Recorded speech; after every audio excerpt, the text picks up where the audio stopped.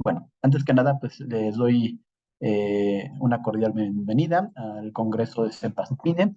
Estamos en la mesa número 7, donde vamos a tematizar ideas alrededor del cine y la política. Entonces, vamos a comenzar nuestra sesión del día de hoy con la ponencia del doctor Armando Savaris Vidiña, de la Universidad Veracruzana de México, que lleva el título Análisis del discurso político en que viva México. Corríjame si estoy, si estoy en un error, pero estoy viendo los documentos aquí en este momento. El doctor Armando es doctor en Gobierno y Administración Pública, maestro en Administración Pública y licenciado en Ciencias y Técnicas de la Comunicación. Actualmente se desempeña como analista colaborador de temáticas políticas en Noticieros Televisa, Veracruz, y como profesor de tiempo completo en la Facultad de Ciencias y Técnicas de la Comunicación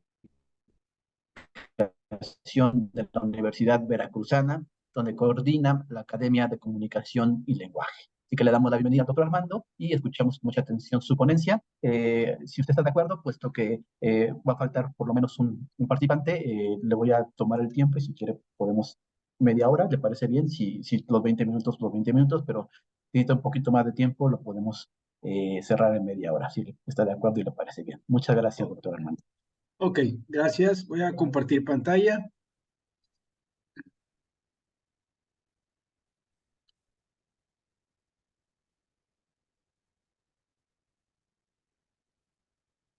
Creo que Héctor lo tiene que hacer como anfitrión para que pueda compartirnos la pantalla. ¿Sí? Sí, ya está, ya está. Ok, Ok, muchas gracias. Sí. ok.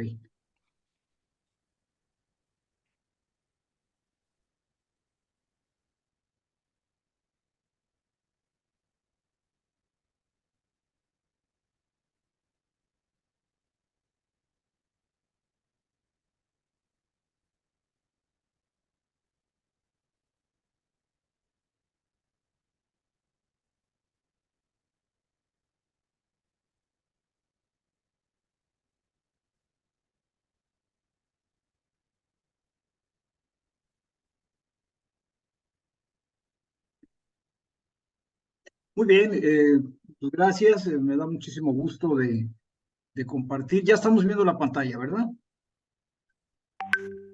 Sí, Ok, Ya me da se ve. mucho gusto estar nuevamente en este congreso, encontrarme con colegas y que compartimos pues las mismas ocupaciones, gustos, pasiones, en este caso el, el cine, ¿no? Y hoy me gusta más porque tengo dos gustos en la vida, uno es la cinematografía y otro es la política, son dos actividades que me apasionan mucho y precisamente por eso decidimos en esta ocasión entrar en esta mesa y bueno, les quiero platicar un poquito eh, desde qué perspectiva o qué enfoque teórico queremos realizar nuestro análisis sobre esa película llamada Que Viva México, que se estrenó precisamente este año. Y por lo regular, cuando analizamos películas, y creo que todos lo hacemos, siempre lo hacemos con una película que nos gustó, que nos apasiona, que nos llamó la atención, que nos grabó. Sin embargo, en esta ocasión, no sé por qué razón estoy analizando una película que en lo personal no me gustó, ni tampoco me atraía, ni me llamaba la atención, porque, pues bueno, es una continuidad de una serie de películas que están en el mismo sentido, y que se hicieron famosas desde La Ley de Herodes eh, y otras que surgieron, El Infierno, que son parte o característica de este director de cine que es Luis Estrada. Sin embargo, me llamó muchísimo la atención o el por qué decidí de trabajar con esta película.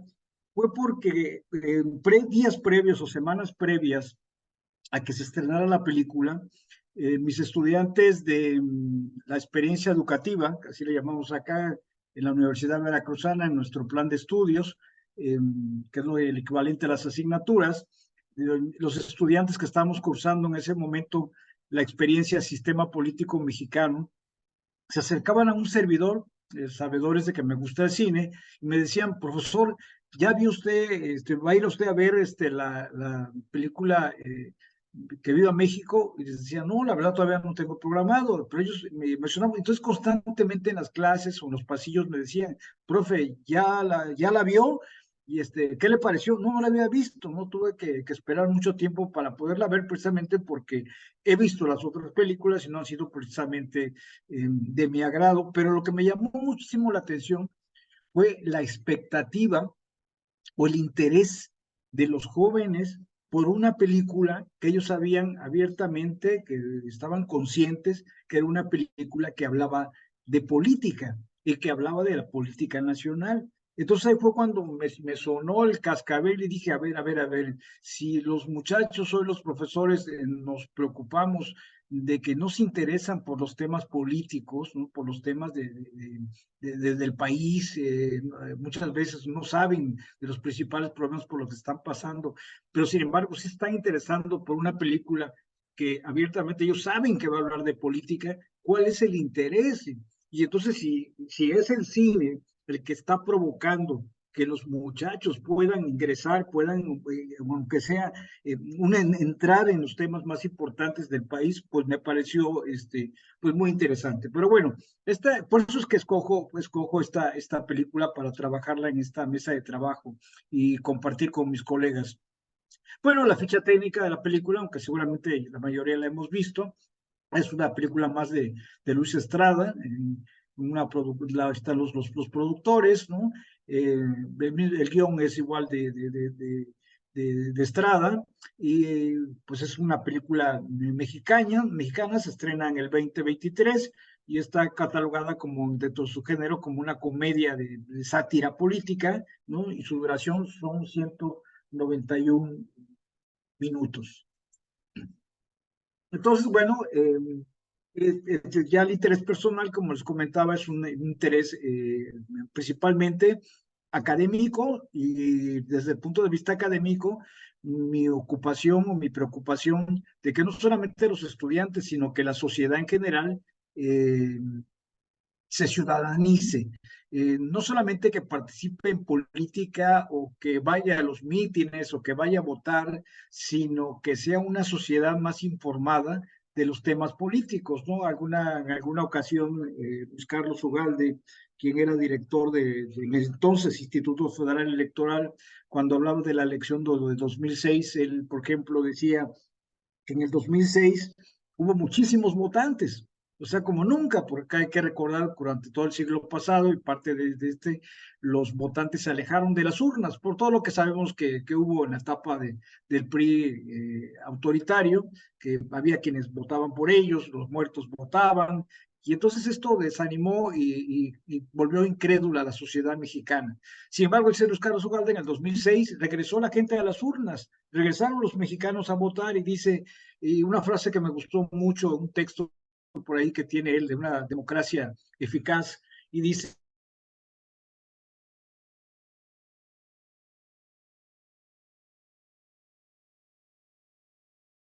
porque esto quiere decir que sí vamos a las urnas, pero no vamos a votar informados, no vamos a votar conscientes, de forma razonada. Siguen los estudios votando, dando resultados de que votamos con el hígado o votamos con el corazón, pero no con el razonamiento, ¿no? Y pues bueno, yo sí considero en que el cine, como lo ha hecho a través de la historia, en muchos casos, en muchos momentos históricos, puede ser un momento importante, ¿no? Bueno, sobre el respecto quisiera comentar, bueno, la cinematografía mexicana desde sus inicios ha realizado esfuerzos diversos para, desde diferentes miradas e ideologías, representar la realidad de los diferentes acontecimientos políticos pasados y actuales, por lo que eso ha hecho uso de los recursos históricos que permiten comunicar al espectador una problemática social, pero también es a través del cine como se proponen soluciones y alternativas a través de propuestas ideológicas insertas en los textos visuales, auditivos y lingüísticos. Entonces, en la intención de crear las representaciones del acontecer social del país, Se hace necesaria la interpretación de las condiciones sociales, económicas y políticas de determinados momentos de la historia de México, lo que ha producido toda una serie de anécdotas, de encuentros y desencuentros con diferentes temáticas y actores políticos. Sin embargo, es indisoluble la relación entre cine y política. Podemos entonces hablar de una relación simbiótica, pues es importante recordar que el cine como medio de comunicación ha sido un transmisor de información relevante en la formación de ciudadanos, divulgación y reforzamiento de ideologías en diferentes sentidos, a favor o en contra de determinados sistemas y regímenes políticos. Posturas que también han impulsado innumerables acciones de censura, algunas veces legítimas y otras ilegítimas. Nuestro trabajo, realizamos un esfuerzo por analizar el discurso ideológico contenido en la producción cinematográfica mexicana Que Viva México, del cineasta Luis Estrada.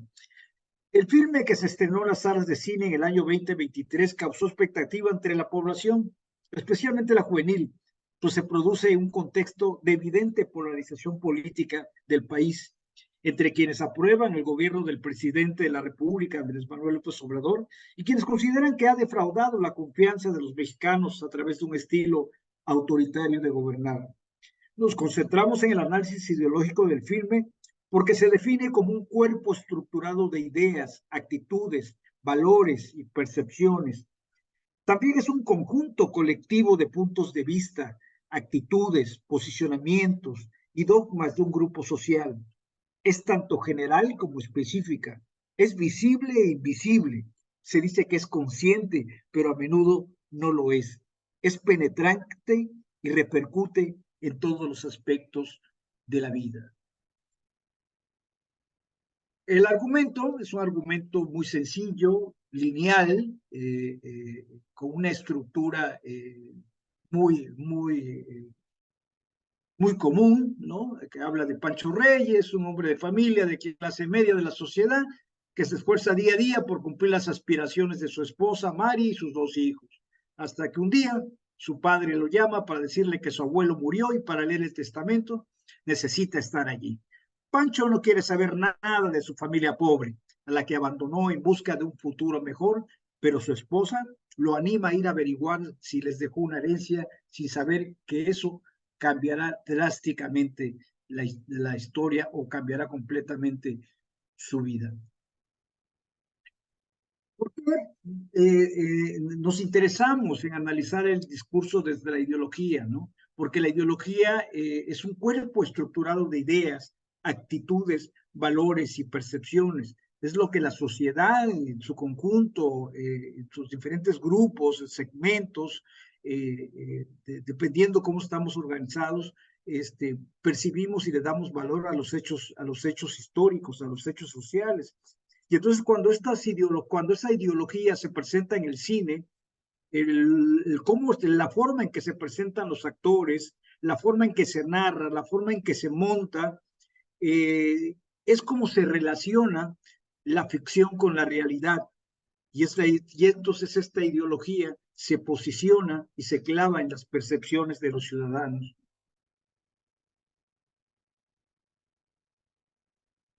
De acuerdo a una propuesta de análisis del método, la técnica del maestro o el doctor Lauro Zavala, ¿no? Que él nos habla, bueno, de entrada, en esta, que cuando nos habla sobre lo que es el texto y el contexto de cómo se puede analizar una película de estas características, ¿no? Se habla de 2 escuelas de pensamiento para estudiar la naturaleza de las ideologías y su tratamiento en la cinematografía. Esto quiere decir que al analizar el texto, que el texto se considera lo que es en sí la película, lo que nos está dando la película, lo que es la fotografía, lo que son los diálogos, lo que es la estructura dramática, lo que es los sonidos, ¿no? Lo que es en sí la película. Se dice, el Walhun se toma la película como película en sí. Sin embargo, ese es el texto. Pero es importante para hacer el análisis relacionar el texto con el contexto. y entonces en el contexto que son las condiciones en que se produce, que se da una película, las condiciones de la producción de la cinematografía. Entonces ahí surge el análisis.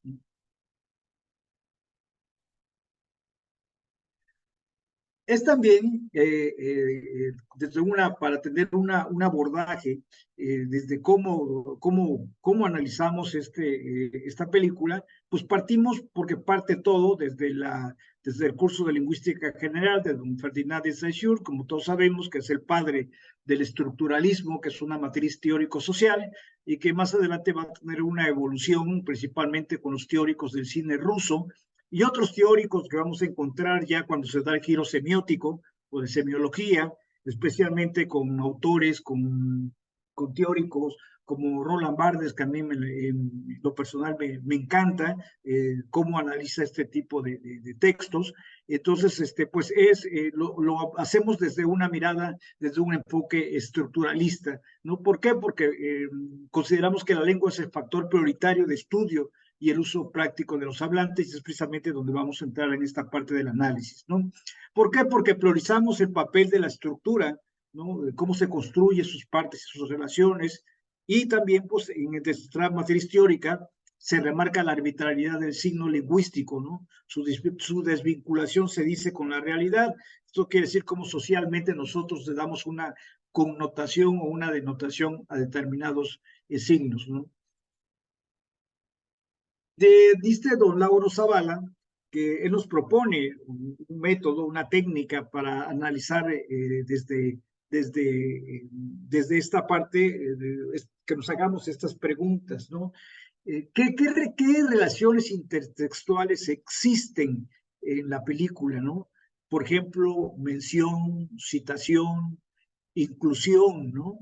Que él lo llama como relaciones de manifestaciones culturales, ¿no? Y entonces desde esto, en la película, lo que nosotros estamos encontrando es que se fortalece el estereotipo del ranchero mexicano, tantas veces usado en el cine nacional: vicioso, macho, irresponsable y jugador, ¿no? Nada nuevo.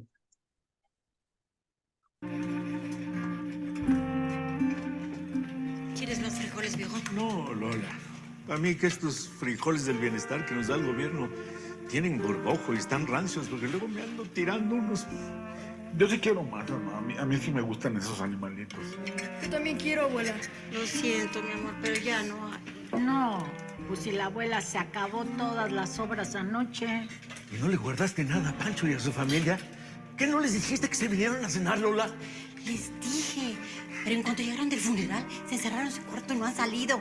¿Y qué le vamos a ofrecer? ¿Frijoles rancios del bienestar? ¿Tortillas duras?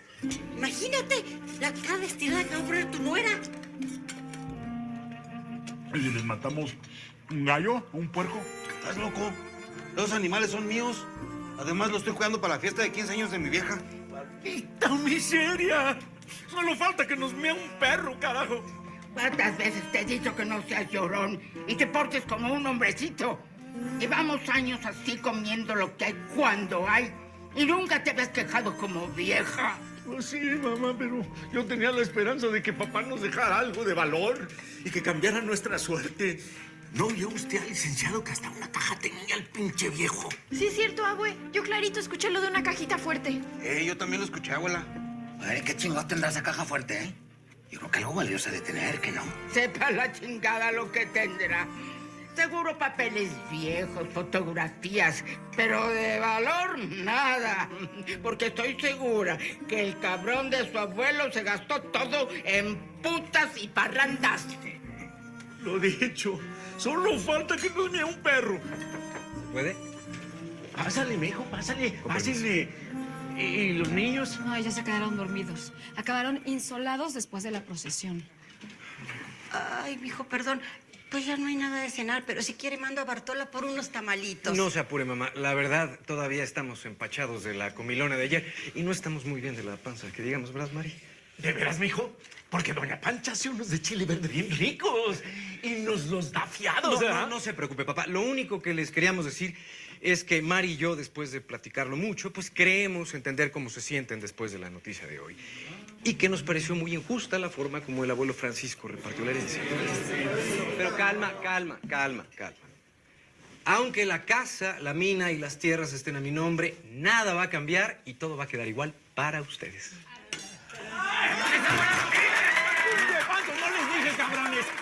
Ok. Desde la ideología, dice don Lauro, si cuando queremos analizar la ideología, que es la perspectiva del relato o visión del mundo que nos está ofreciendo el filme.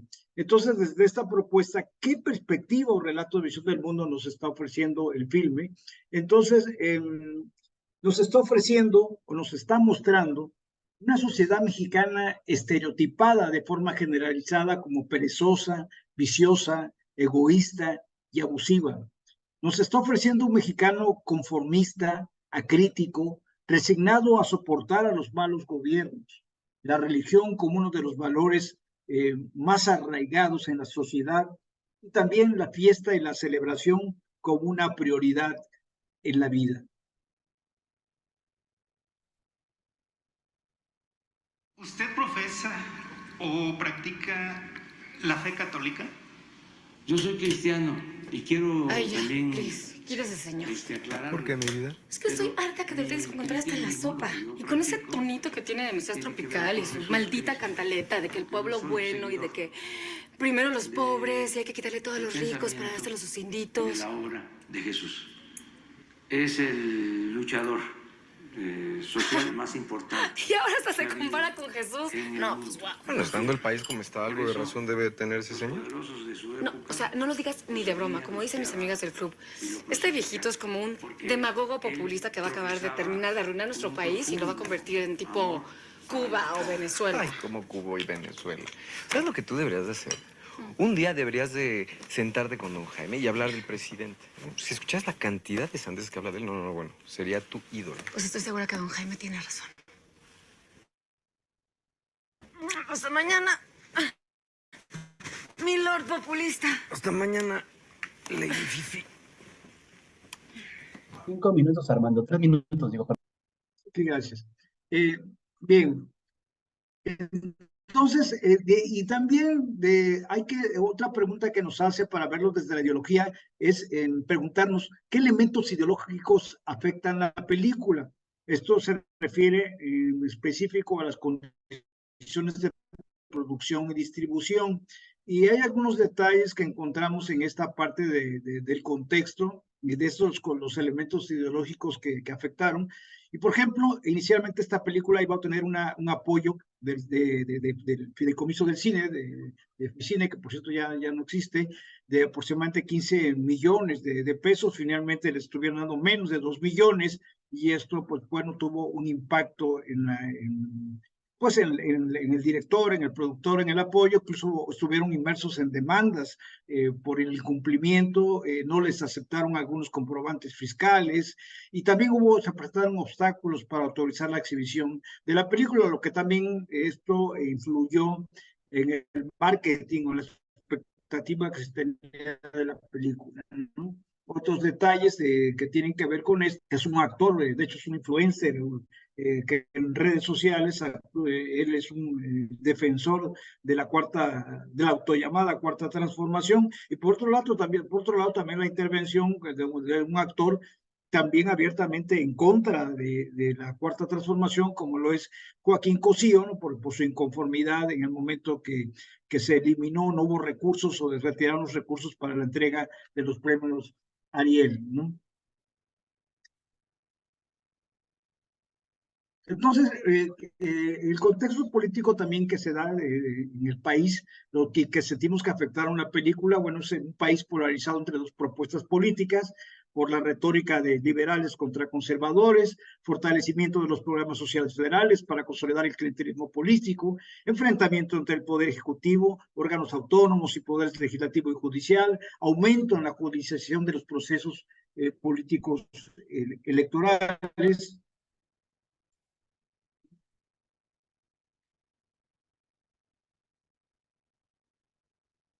¡Ahijado de mi alma! ¡Qué gusto volverte a ver! Igualmente, padrino. ¿Y qué hacías ahí sentado?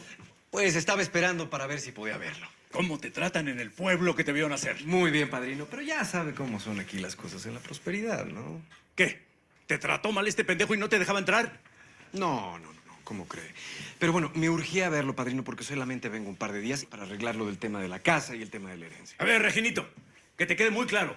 Mi ahijado Pancho es casi un hijo para mí y tiene derecho de picaporte. ¿Entendido? Claro que sí, papá. ¿Cuántas veces te he dicho que aquí no me digas papá, cabrón? Me van a acusar de nepotismo. Ándele, vayas a ver si ya puso la puerca. Y que nadie me moleste para poder platicar a gusto con mi ahijado. Pásale, ahijado, pásale. Trago, comandante. Pinche mafia del poder. Aquí solo atienden a los pinches gringos y a los fifís con palancas, ¿verdad? Por lo que veo, usted ya cambió de partido político. Ay, hijo.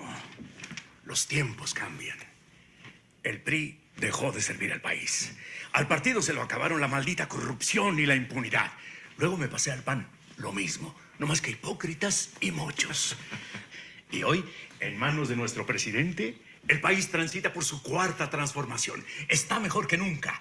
Y como por arte de magia, ha acabado con la corrupción y la impunidad. Pero tú estás aquí y muy contento, seguramente por lo de la herencia de tu abuelo. Pero antes de que puedas tomar posesión y cambiar las cosas a tu nombre, tendrás que ponerte al corriente con las escrituras, los pagos pendientes, el predial. La estructura dramática se nos hizo innecesariamente larga. Como podemos ver, escuchamos en los videoclips, algunos fragmentos de la película son divertidos, sin embargo, en diferentes momentos abusan de la vulgaridad. Las frases relacionadas que están con el gobierno federal se insertan como con calzador, están como que muy forzadas. Todo esto que los fifí, que primero los pobres, y que como que son frases que en términos de marketing son los que estaba esperando la gente, que se tenían que decir, pero que de pronto no acomoda bien en la estructura dramática, ¿no? Y si bien es cierto, aparecen las figuras de nepotismo, corrupción, clasismo, chapulineo y demás, no hay un mensaje claro, definido, con una propuesta, con un análisis que construya un país más democrático o ciudadanice mejor a la población.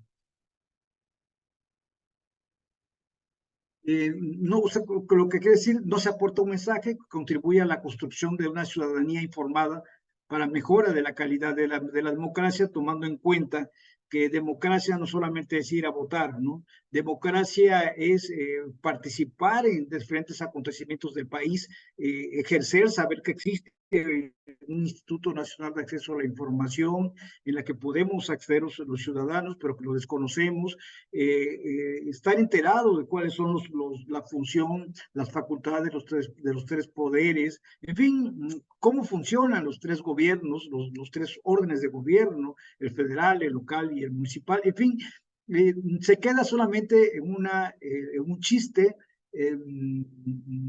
sin aportar un discurso, como dijera Carolina Rivas cuando habla de que las buenas películas deben de tener un discurso. Y dice Carolina Rivas que las películas que no tienen discurso son como el alimento chatarra, ¿no?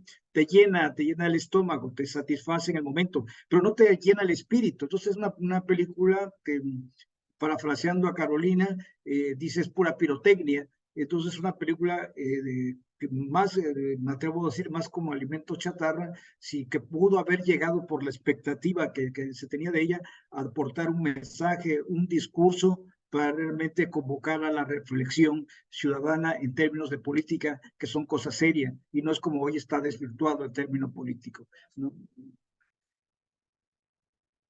Bueno, aquí ofrezco uno de los textos, el corpus bibliográfico del cual nos apoyamos para nuestra exposición, y bueno, pues agradezco mucho su atención. Muchas gracias, doctor Armando, por su ponencia. Vamos a dar la palabra a nuestro siguiente ponente, el doctor Ernesto. Ernesto, ¿estás listo? Sí, claro que sí. ¿Sí? ¿Te parece bien continuar contigo? Si gustan, sí, como ustedes gusten. Ok, como en el orden estás primero, pues tal vez sería lo ideal, ¿no? Bueno, Ernesto es licenciado en Ciencias Políticas y Administración Pública. Además, es maestro en Estudios Políticos y Sociales, doctor en Ciencias Políticas y Sociales. Los grados han sido otorgados por la Universidad Nacional Autónoma de México y obtenidos con mención honorífica. Es profesor de Historia de México y Ciencias Políticas y Sociales en el Colegio de Ciencias y Humanidades Plantel Vallejo. La línea de investigación que nos va a presentar es el estudio de la expresión política en el cine y la fotografía.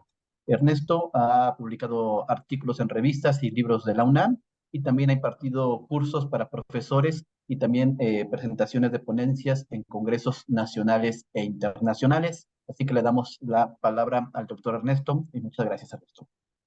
Ok, para compartir la pantalla tengo esa opción. Sí, sí, ya la debe tener, sí. Perfecto. Ok, gracias.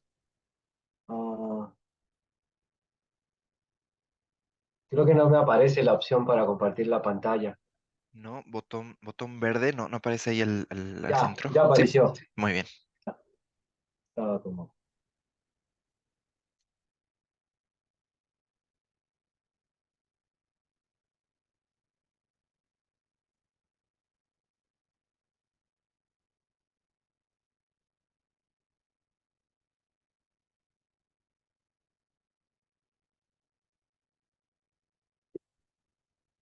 Bueno, pues muy buenas tardes a todos y cada uno de ustedes.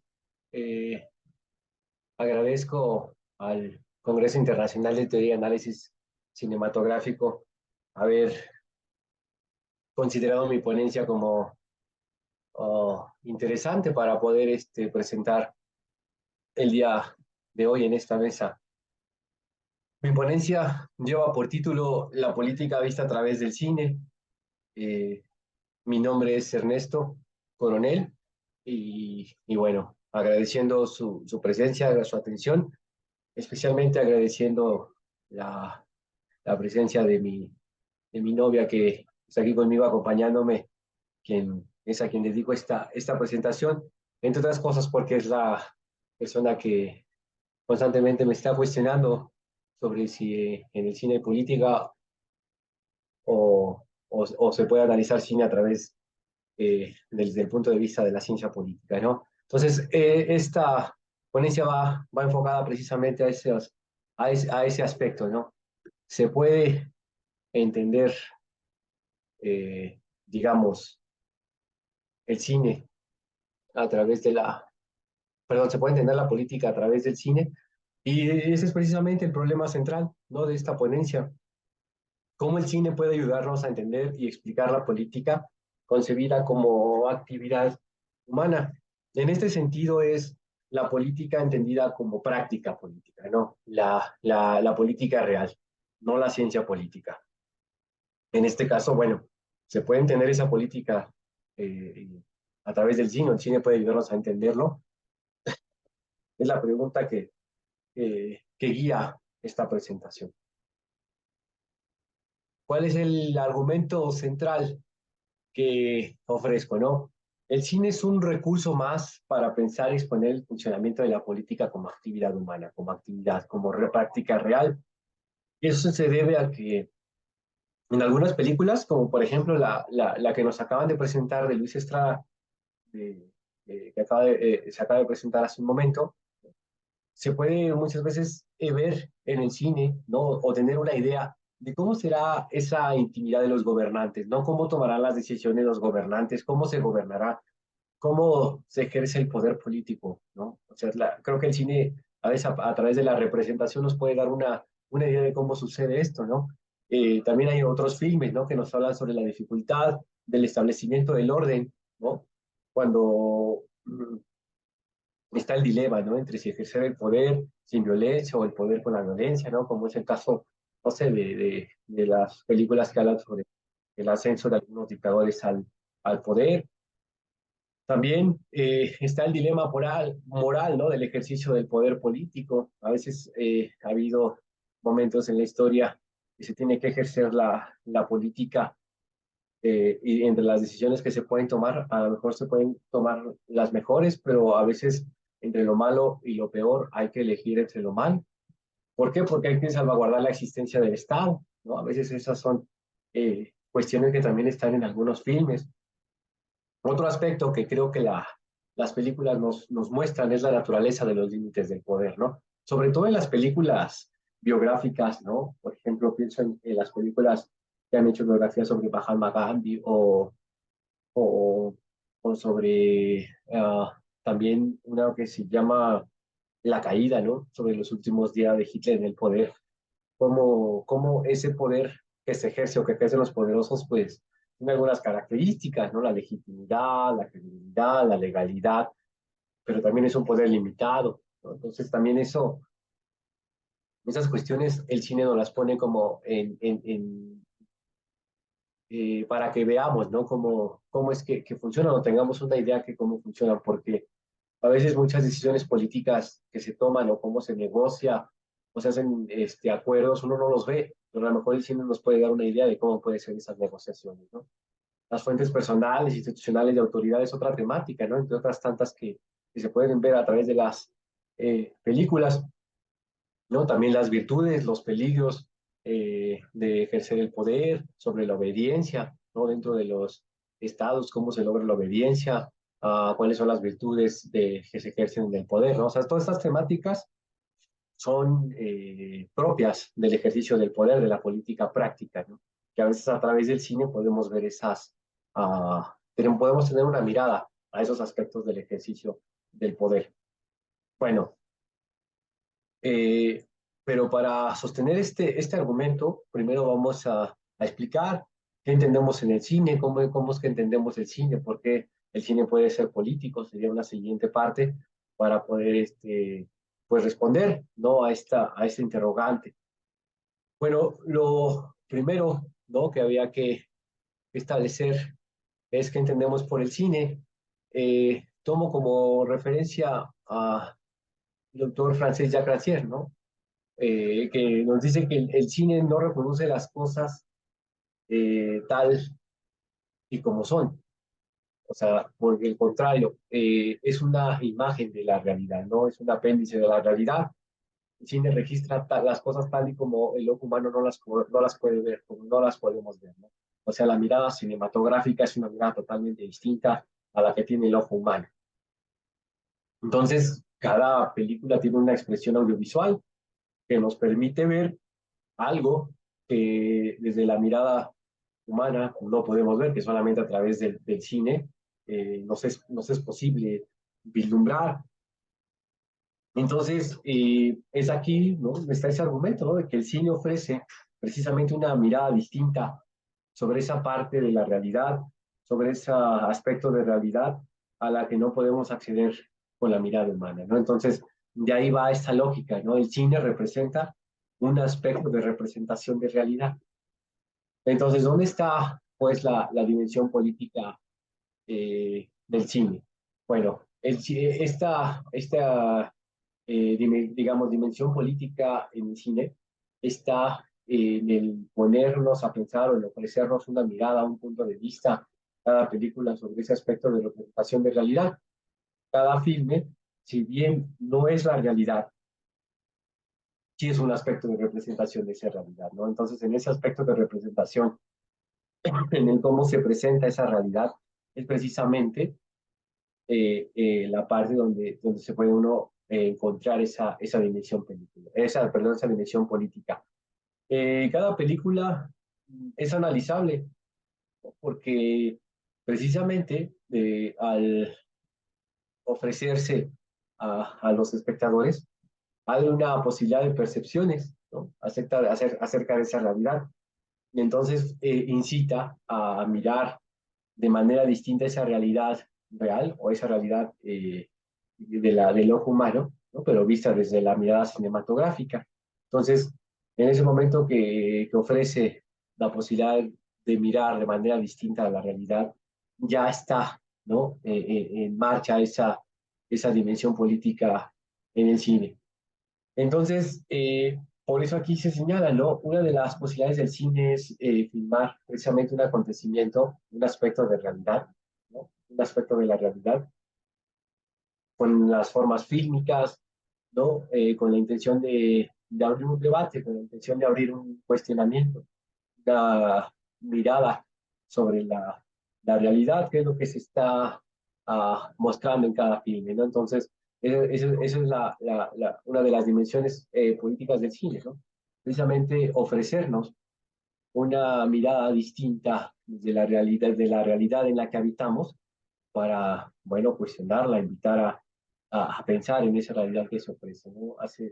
Hace rato estábamos viendo en el ejemplo anterior de la película de Luis Estrada que iba a México, ¿no? Una crítica o un cuestionamiento al discurso de la cuarta transformación, ¿no? El gobierno quizás llamar la cuarta transformación. O sea, la cuarta transformación es un movimiento, es una ideología, una corriente que en la realidad se está presentando, ¿no? Como aquellos que ahorita tienen el poder eh, federal, pero el cine ofrece una mirada distinta, ¿no? En este caso lo está cuestionando, lo está poniendo en duda. Entonces, nos damos cuenta como una realidad es vista de manera distinta. O sea, que el ojo cinematográfico y la mirada humana son totalmente distintas y ofrecen una mirada diferente sobre el mismo hecho. Bueno, entonces es aquí donde vale la pena preguntarse, ¿no? ¿Qué es lo que hace el cine y qué es lo que se hace con el cine?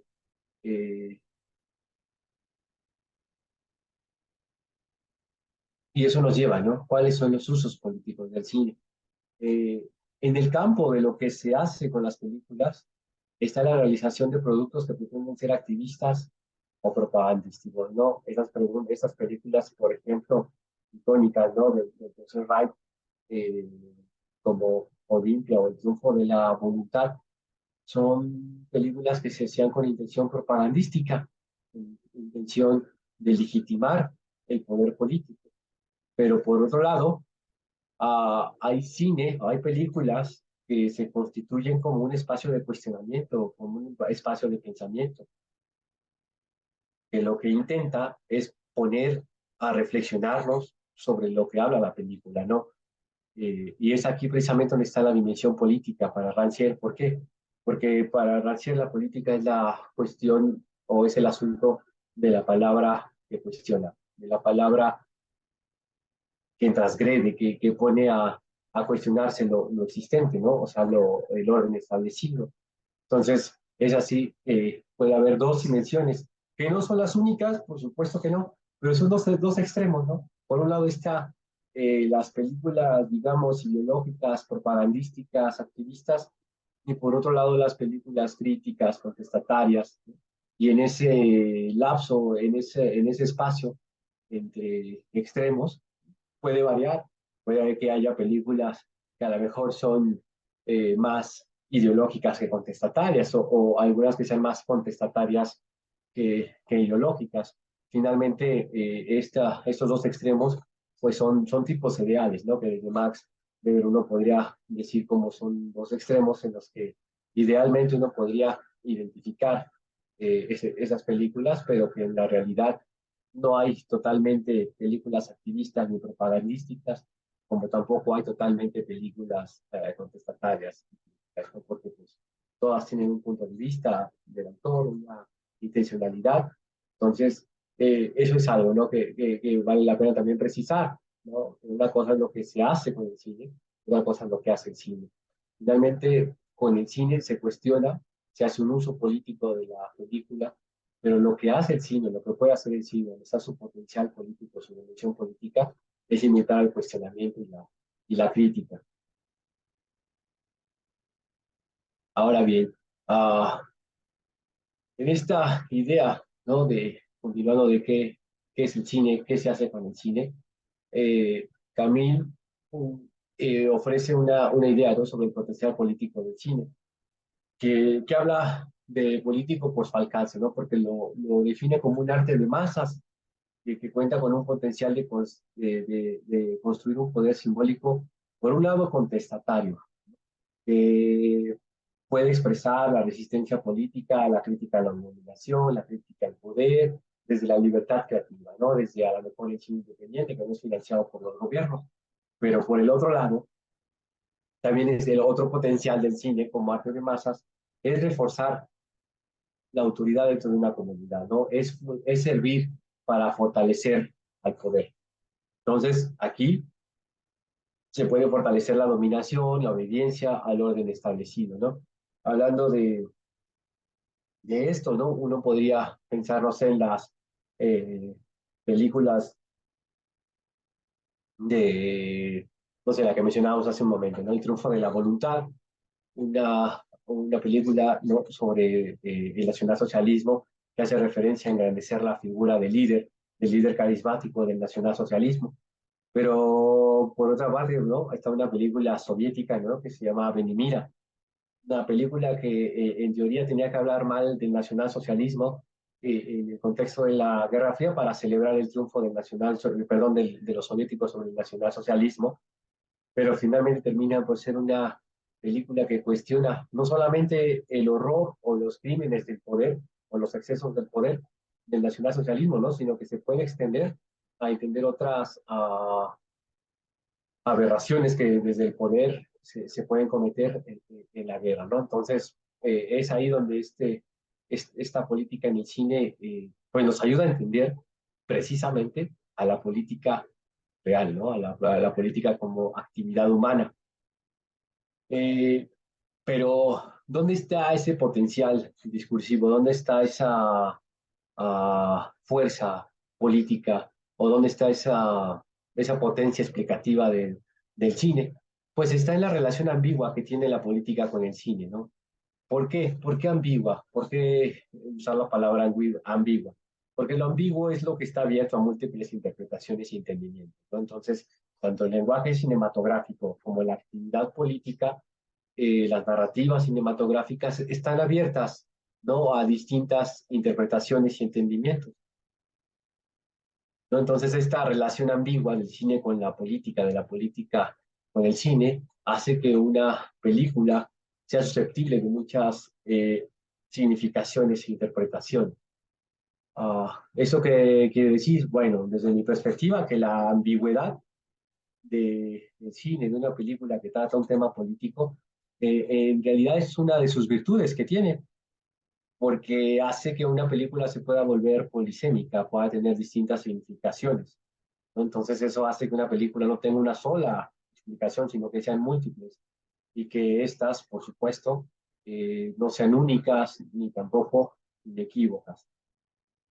Partiendo de esta idea, ¿no? Es en la ambigüedad donde uno puede reflexionar sobre la política, donde uno puede entender, o sea, sobre las películas que hablan sobre aspectos de la política, donde uno puede entender a esa actividad humana, ¿no? Y bueno, ¿no?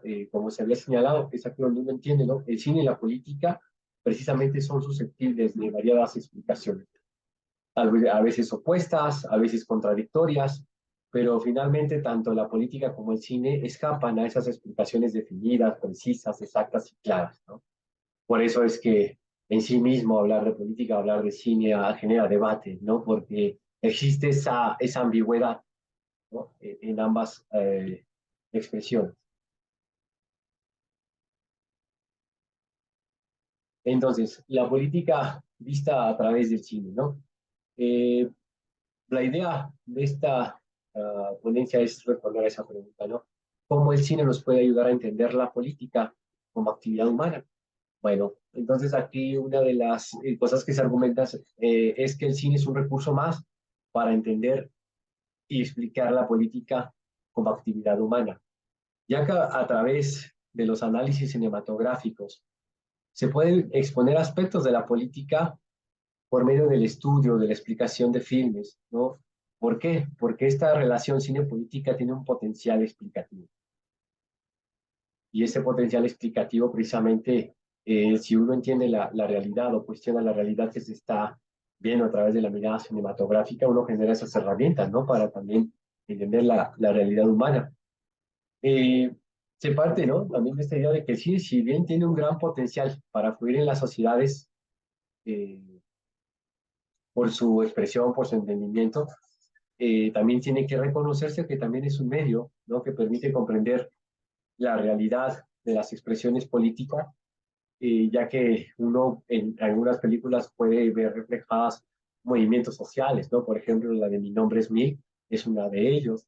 El conflicto entre ideologías, por ejemplo, están las películas de la Guerra Fría, ¿no? Icónicas, de Rambo 3, de Rocky 4, ¿no? Que intentan, ¿no? Poner en cuestionamiento o enfrentamiento estas ideologías. También algunas que hablan sobre la organización social y, y distintas expresiones de la actividad política, ¿no?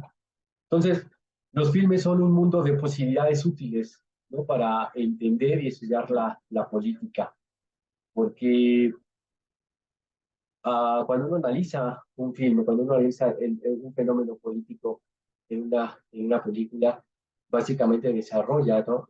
Las habilidades para desarrollar, para entender la política, digamos, real, pero también conocer el punto de vista, ¿no? Que puede ofrecer una película a través de mostrar esos aspectos que a lo mejor a la mirada humana son imperceptibles, ¿no? Eh, entonces, como se ha visto también, ¿no? Las películas pueden ser un medio para explorar el funcionamiento del acontecer humano en torno a lo político, ¿no? Eh, de ahí se parte de la idea, ¿no? De que el cine puede tener un valor explicativo, puede explicar algo de la realidad, si se analiza y se reflexiona, sobre todo también cuando se habla del fenómeno de la política. En fin, ¿cuáles serían las conclusiones? Bueno, la potencia explicativa de la relación del cine con la política oscila entre dos polos, ¿no? En la utilización de las películas, ya sea como armas de propaganda o recursos de denuncia, crítica y cuestionamiento al orden establecido, ¿no? Por un lado está lo ideológico, la legitimidad o fortalecimiento del poder político, y por el otro extremo está el cuestionamiento, la denuncia, la crítica al orden establecido, al poder político, ¿no? Entonces, aquí hay algo muy real, ¿no? Sobre lo que es la relación del cine con la política. La política influye en la realidad social. El cine puede ayudarnos a entender esa influencia, esa realidad social, a través de las interpretaciones y resignificaciones que hacen de esa realidad las películas, ¿no? Por ejemplo, ahorita que se vio la ponencia de Luis Estrada, si uno analiza la obra de Luis Estrada, ¿no? Un mundo maravilloso, el infierno, la dictadura perfecta, la ley de Herodes, ¿no? Son películas que interpretan y resignifican las cuestiones políticas, sobre todo de la corrupción, de la impunidad, ¿no? A lo mejor a través de la mirada cinematográfica se teatraliza esa realidad, se exagera para hacerla más visible en la mirada humana del espectador y entonces así cuestionarla, ¿no? Entonces, el cine tiene una gran influencia en la realidad social, tiene un gran alcance por ser un arte de masas, ¿no? Lo mismo que la política, es un arte de masas. Entonces, los dos tienen un gran poder de alcance y de explicación. Entonces, esa relación cine-política, si se conjunta, si se toma como relación, como unidad de análisis para entender algunos filmes, pues por supuesto, ¿no? Que puede tener un gran alcance para ver las películas, la actividad política y sobre todo pensar y entender cómo funciona, digamos, la política en la práctica. Pues esa será mi presentación. Muchas gracias. Muchas gracias, Ernesto, por tu presentación y también por terminar a tiempo. Vamos a continuar. Creo que el otro ponente no asistió, entonces pues no queda de otra más que me toca hablar. Me presento muy rápidamente para que podamos continuar. Ahí no estoy, yo estoy aquí. Bueno, yo me llamo Noé Sotelo Herrera, soy doctor en Teoría, Análisis y Documentación Cinematográfica por la Universidad Complutense de Madrid. Actualmente soy docente de la Universidad Nacional Autónoma de México, de la FES Acatlán, donde imparto asignaturas relacionadas con el cine, la televisión y la literatura. Y de forma complementaria, pues también escribo guión y he hecho algunos cortitos por ahí, nada significativo tampoco, ¿no? Recientemente terminé una estancia, bueno, hace unos años una estancia postdoctoral en la UAS Xochimilco y he trabajado en varios medios, entre ellos el periódico Reforma, donde cubría la fuente de cine precisamente. Y pues bueno, creo que con eso es más que suficiente. Entonces voy a comenzar a proyectar para que ustedes puedan ver mi pantalla. Aquí estamos ya. Denme un minuto, por favor. Ok, vamos a ver. Bueno, pues antes que nada, yo también me uno al agradecimiento que nos hablaba Ernesto en este momento para la Asociación Cepas Cine, que me haya permitido presentar esta ponencia ante ustedes. Y para ser honestos, quiero decirles que pues esta ponencia está basada básicamente, o esta comunicación, esta pequeña charla, está basada en un texto que pues yo ya publiqué en un libro que se llama Catástrofes Humanas, que es un libro colectivo en el que viene un artículo al respecto sobre el cine español, en español, sobre las dictaduras. Entonces recupero algunas ideas que están ahí presentes y que probablemente pues algunos de ustedes, si hemos coincidido en otros congresos, los habrán visto, y quería hacer esta aclaración para que no se malentiendan algunas cosas. Entonces voy a comenzar con mi presentación. Y bueno, vamos a empezar con esto, con un mito, ¿no? Como ustedes saben, cuando Perseo decidió matar a la Medusa, aquella gorgona de terrible aspecto cuya mirada petrificaba a los seres vivos, recibió un consejo de Atenea. La diosa le dijo que siguiera los movimientos a través de un escudo brillante que ella misma le había regalado. Perseo siguió el consejo y entonces pudo hacer lo que antes nadie había podido: vencer a la gorgona, a esa terrible gorgona, a la que decapitó con la hoz de Hermes.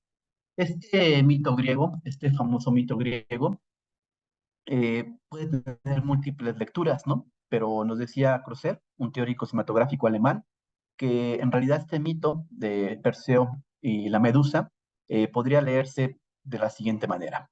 Podríamos pensar a través del mito de Perseo que nosotros los humanos no somos o no podemos ver imágenes que nos provoquen horror, el terror real, no lo podemos ver porque nos paralizarían con un miedo enceguecedor.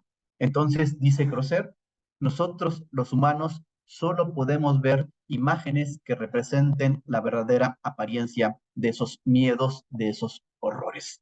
Desde hace muchos años yo pienso que Creuser tenía razón y que en realidad la pantalla cinematográfica, las películas, son una especie de enorme escudo de Atenea a través de lo cual nosotros miramos algunas de las desgracias, de las miserias, de las cuestiones más terroríficas que hemos afrontado. Y entre ellas, desde luego, están los fenómenos de las guerras y también el de las dictaduras militares. Cuando sucede una de estas instancias tan desgarradoras para la sociedad, una guerra o una guerra civil o una dictadura, se rompen los tejidos sociales, ¿no? Se rompe la subjetividad de toda una sociedad. Entonces, yo cuando empecé a hacer esta investigación hace muchos años, por allá del 2007, me preguntaba de qué manera el cine participa en la reconstrucción de esa subjetividad de las sociedades que han vivido una dictadura militar. ¿Por qué me preguntaba esto? Porque a diferencia de lo que han expuesto mis dos anteriores compañeros, para mí el cine no representa la realidad. Para mí el cine ordena la realidad junto con otros textos. Es decir, nosotros construimos nuestra realidad, que es diferente a lo real, a partir de los textos que consumimos. En su momento fueron los textos mitológicos, los textos religiosos, la literatura, y creo que el texto que más consumimos en la actualidad pues son los textos audiovisuales, las películas, las series y el video del internet. Estos textos nos ayudan a construir nuestra realidad, insisto. Entonces, yo me preguntaba en aquel entonces, si los textos nos ayudan a reconstruir nuestra realidad, ¿cómo le hacemos para reconstruir, para cerrar esa sutura, esa herida, esa huella que han dejado fenómenos tan complicados como puede ser una dictadura militar? Después de muchas visionados de películas, aproximadamente me vi como unas 150 películas argentinas sobre dictadura, unas 60 españolas, unas 15 chilenas, y por ahí vi algunas uruguayas, y de México tenemos poca producción, pero la tenemos, también las vi. Yo tuve una hipótesis con la que quise explicar este fenómeno. Y mi hipótesis muy sencilla es que yo creo que existen dos tipos de relatos que han representado los horrores de las dictaduras y que les corresponden diferentes modos, diferentes representaciones y a su vez tienen diferente impacto en los espectadores. Esto es el relato simbólico y el relato siniestro. No voy a profundizar mucho en esto porque me llevaría toda la sesión y veo que ya se están saliendo muchos compañeros de la sesión, entonces voy a ir un poquito más rápido.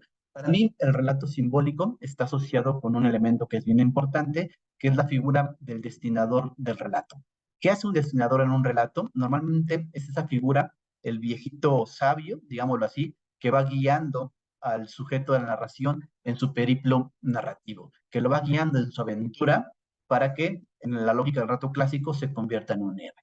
Y entonces este destinador simbólico, en el relato clásico, tiene diferentes funciones. Por ejemplo, formula una prohibición, dicta una tarea, regala un objeto mágico y sanciona la victoria o la derrota del protagonista de la trama.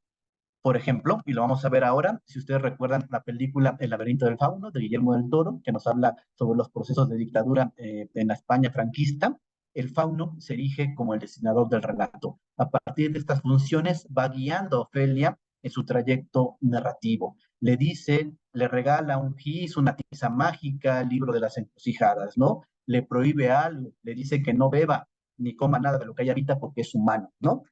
También le da poniendo varias pruebas cualificantes a lo largo de todo el relato. Y finalmente, cuando termina la historia, el fauno sanciona el triunfo, digámoslo entre comillas, de Ofelia. Ofelia muere, vamos a ver ahorita la escena, pero esa muerte es una muerte dulce, ¿no? Dulce, ella llega a su objetivo, que lo que quería es ser una princesa. E incluso, como dijera Prof, la teoría inicial con la que empieza el relato se enmienda, ¿no? Porque Ofelia ve a sus papás, ¿no? Entonces, esto es como un relato simbólico y es bien importante porque la figura del destinador, digámoslo así, encarna una ley, una moral dentro del relato, una ética que la podemos hacer y que se hace tangible a partir de las tareas que va encargando. Por otro lado, existe lo que yo considero como un relato siniestro, y este tiene que ver con que el destinador ya no es un destinador simbólico, sino que es un destinador siniestro.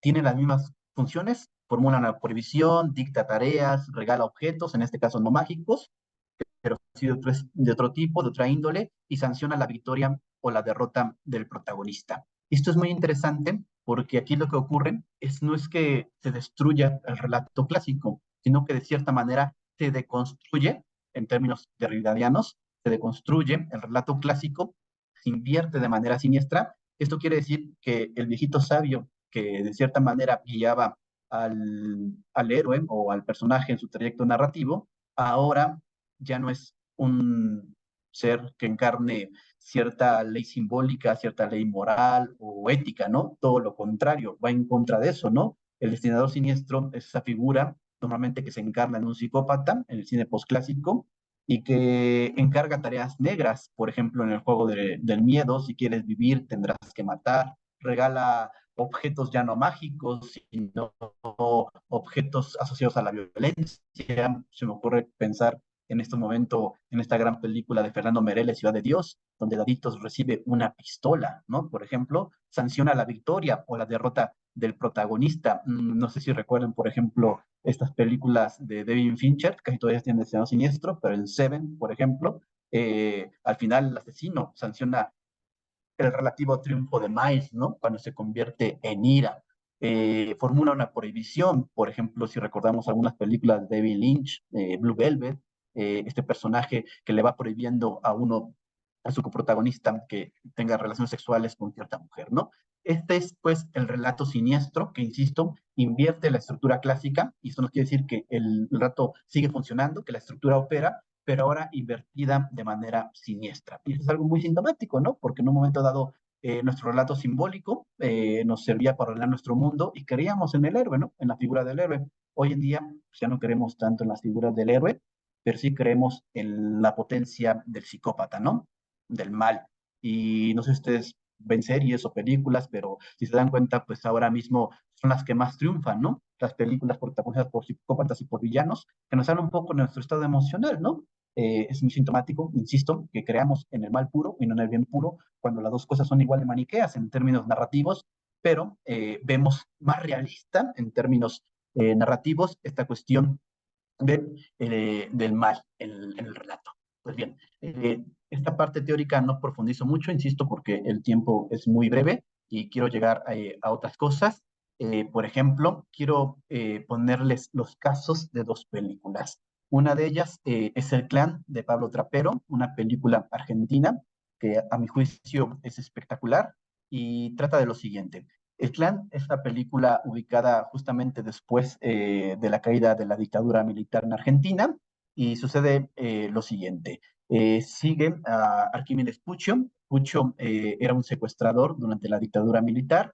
Como sabemos, pues el secuestro era algo institucionalizado durante la dictadura militar. Él secuestraba para el gobierno. Termina la dictadura militar y entonces él se queda sin trabajo, pero sigue operando, sigue secuestrando, solo que ahora ya no tiene el apoyo del gobierno, de la junta militar, pero él sigue con sus actividades. Entonces, en este contexto, sus hijos han crecido sabiendo que su papá es un secuestrador y entonces hay un plano secuencia espectacular en la película donde se une una escena familiar muy común, van cenando y todo, y de pronto el papá sube a la casa, a la parte alta, y descubrimos que ahí hay un secuestrado, ¿no? Entonces, sus hijos nacieron creyendo que esto era completamente normal, ¿no? Que tener a alguien secuestrado en el baño era normal. Y entonces hay una relación entre familiares y siniestros muy especial. El hijo, uno de los hijos mayores, es una estrella de rugby, es guapo, es triunfador, tiene una chica, pero todo lo que se ha hecho a través de él o todo lo que ha conseguido él ha sido a través del dinero de su padre, de los secuestros. Y hay una destinación siniestra súper poderosa porque Arquímedes Puccio le va regalando objetos a su hijo, le encomienda tareas, muchas cosas que hace como la figura del destinador y el relato termina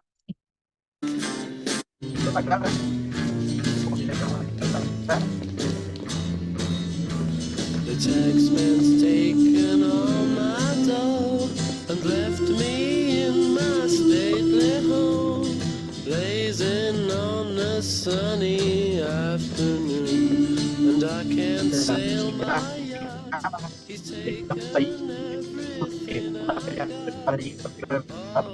What's this sunny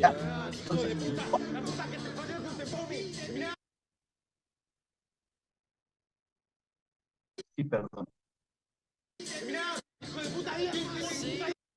Ok, me dicen que no se escucha. Bueno, dejo correr el video y ahora hablamos. Tranquilo, Alex, todo se va a arreglar. Ahora nos vemos en el careo. trying to break me, and I love to live so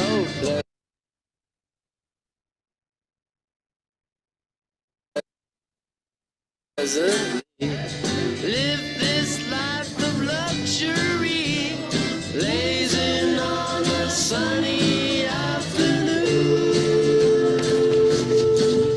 in summertime.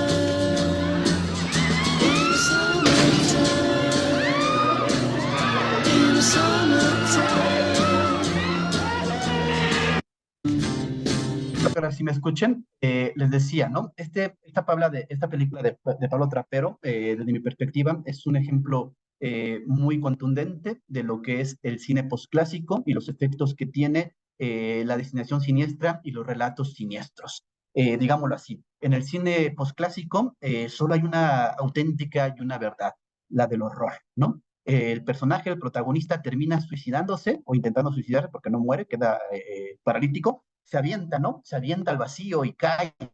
Y esto es algo muy importante porque en el cine, por ejemplo, argentino sobre dictaduras, nunca hasta los años, creo que fue hasta el 2000 y poco, no se había presenciado una muerte de un argentino en pantalla. Siempre ocurría de manera metafórica, de manera velada, hasta esta película, ¿no? Que ya se empiezan a ver los muertos. Hubo otra película de guerra sobre las Malvinas, Iluminados por el Fuego, que también lo mostró, ¿no? Pero se ocultaba la muerte. Estaba ahí presente, pero se ocultaba. En esta película ya detona por completo la destinación siniestra. El personaje central llega a esto, al suicidio, porque su padre lo va llevando a eso, ¿no? La única verdad es la del horror.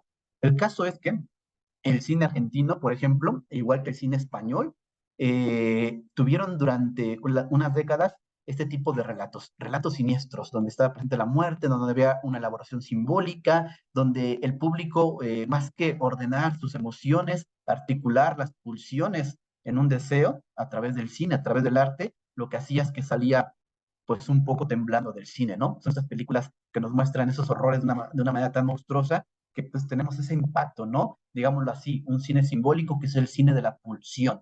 Durante muchos años se hizo ese tipo de cine, tanto en España como Argentina, que son las dos industrias filmográficas alrededor del mundo que más han hablado sobre el cine de dictaduras. Este fue un tipo de relato que estuvo ahí presente, tiene cierta continuidad, pero poco a poco fue cambiando y se fue transformando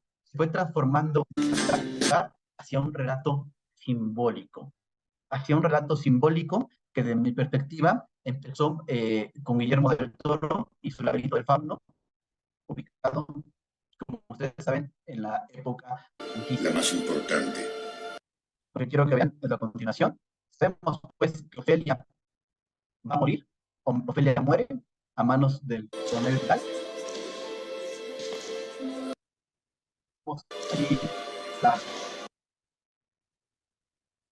Lo voy a poner desde aquí, perdonen ustedes, estaba bien y se me movió. Ofelia está muriendo. Poneos de pie, hija mía. Acercaos.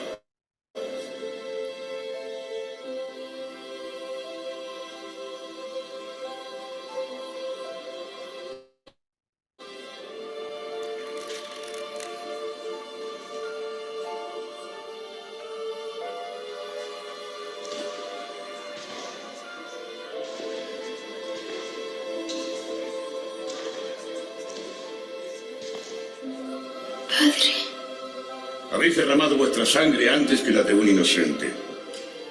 Esa era la última prueba, la más importante.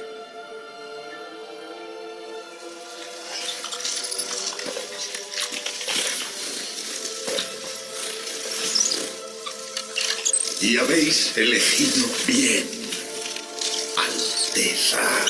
Venid a mi lado y sentaos junto a vuestro padre, que tan largo tiempo os ha esperado.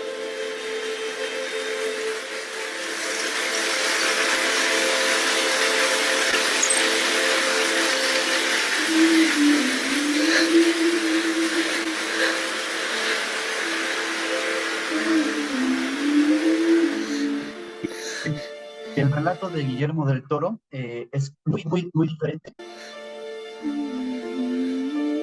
a los relatos que habíamos presenciado a lo largo de la historia del cine en español.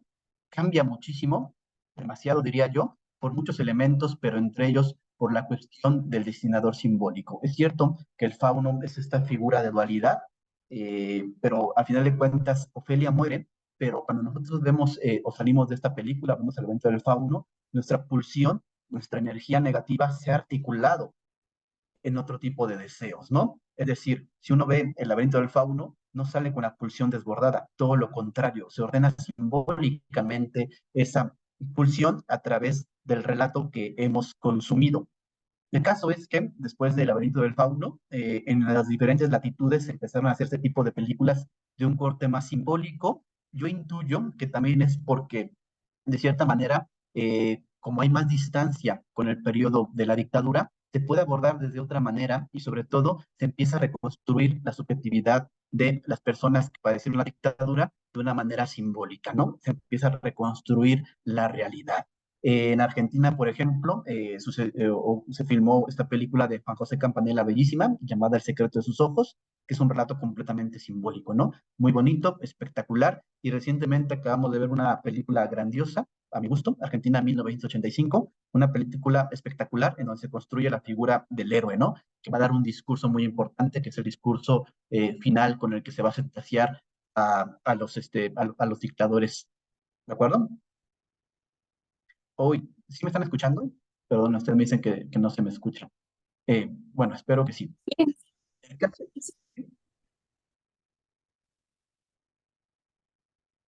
Ok, muchas gracias. La cuestión es esta, ¿no? Que ha habido una transición de un cine siniestro a un cine netamente simbólico y que es el que actualmente se está produciendo más en los países que han sufrido una dictadura militar. A partir de esto, yo decía, esta investigación, yo analicé 2 películas en particular para la publicación de este libro, pero tengo analizadas muchas más películas, como El laberinto del fauno, por ejemplo, Iluminados por el fuego, otra película argentina, Garage Olimpo, Machuca. Tengo varias películas analizadas, pero a priori, de manera, como de hipótesis, yo he pensado en algo, y sobre todo con el tema del Congreso, que son los géneros cinematográficos, para poder anclarlo dentro de esta temática. Eh, ningún otro país ha hablado tanto sobre las dictaduras militares como lo han hecho los países de habla hispana. Es decir, Argentina, Uruguay, Chile, en algunos casos México y España, somos un país o países que hemos tematizado demasiado las dictaduras militares. Ningún otro cine lo ha hecho más que el cine en español. Y de esta manera, el cine en español, desde mi perspectiva, podría tranquilamente podría considerarse ya un género. ¿Por qué se puede considerar un género el cine sobre dictaduras en español? Ahorita lo vamos a ver. Lo que les decía, durante una primera etapa muy cercana a las dictaduras militares, se hicieron relatos muy siniestros porque es normal, ¿no? La tensión, la pulsión de las personas todavía estaban ahí, el miedo, el horror, estaban ahí y estamos buscando una manera de articular todo eso, ¿no? Pero como ha avanzado el tiempo y empezamos a reflexionar sobre lo que pasó, en una segunda etapa, más alejada ya de la dictadura militar, se están haciendo relatos más simbólicos y cumplen con estas características, ¿no? De hecho, si uno va a ver una película sobre dictaduras militares, en la actualidad ya no espera tanto ver el horror, lo que espera es cómo se superó esa fuente de horror, qué fue lo que pasó, ¿no? Cómo se han superado esos momentos y se hace un relato más simbólico. De tal manera que si atendemos a esto, podemos decir que en un género cinematográfico existe una organización simbólica, ¿no? De los elementos que van a constituir una narración. Por lo tanto, es posible decir que el cine en español sobre dictaduras es factible o podríamos pensar a considerarlo como un género. Y esto es algo muy importante porque si ustedes lo analizan, los aportes del cine en español a la industria mundial siguen siendo escasos y podemos hablar que nuestro cine histórico, nuestro cine sobre dictaduras, sí podría empezar a abonar, empezar a, digamos así, aportar a la teoría cinematográfica, porque, insisto, ningún otro país ha abordado los fenómenos de las dictaduras como nosotros, también porque ningún otro país, solo en habla hispana parece, hemos tenido tantos dictadores, ¿no? Entonces, esta es la situación. A partir de ese fenómeno, el cine en español puede empezar a contribuir a la teoría cinematográfica, porque pensemos algo, decía Stalin, ¿no? La muerte de un individuo es una tragedia, la de miles una estadística. La frase es desrazonable desde el sentido moral, pero también hay que decirlo. De cierta manera nos habla un poco de la dificultad de llevar a la pantalla la muerte masiva de personas o llevar a la pantalla fenómenos tan complicados como las guerras y las dictaduras. ¿Cómo se hace esto, no? El eterno dilema en el que han estado metido George D. Buberman por un lado, Klaus Lanzmann por otro, ¿se puede representar el holocausto? ¿No se puede representar?